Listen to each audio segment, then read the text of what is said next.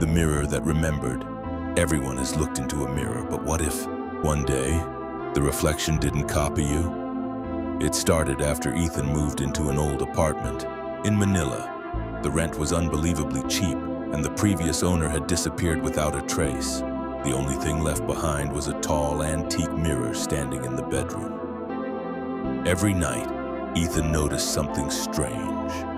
Whenever he walked past it, his reflection would hesitate, just for a split second. At first, he laughed it off. Maybe he was just tired, maybe it was his imagination. But the delay grew longer. 1 second, then 2, then 5.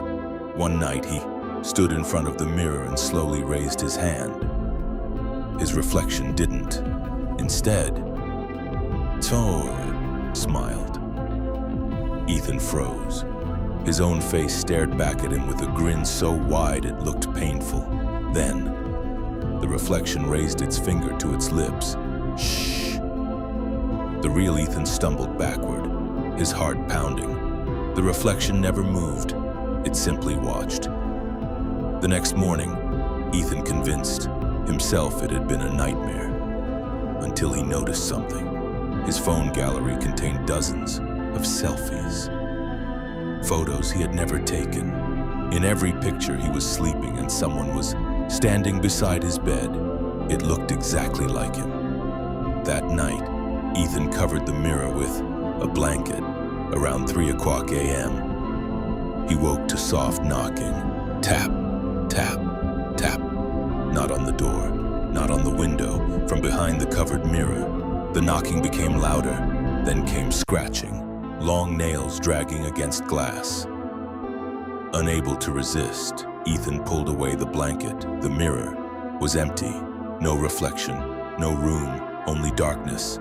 Then 2 pale eyes slowly opened inside it.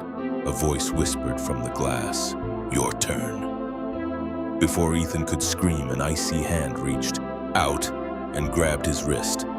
The room went silent. The next morning, the landlord unlocked the apartment. It was empty, except for the antique mirror. Inside the reflection stood Ethan. He pounded against the glass, screaming without a sound. Outside the mirror, another Ethan turned toward the landlord. He smiled, exactly the same smile. The apartment was rented again the following week. The mirror still stands in the bedroom, waiting for someone else to look a little too long, because sometimes your reflection isn't copying you, it's practicing, and one day it won't need you anymore.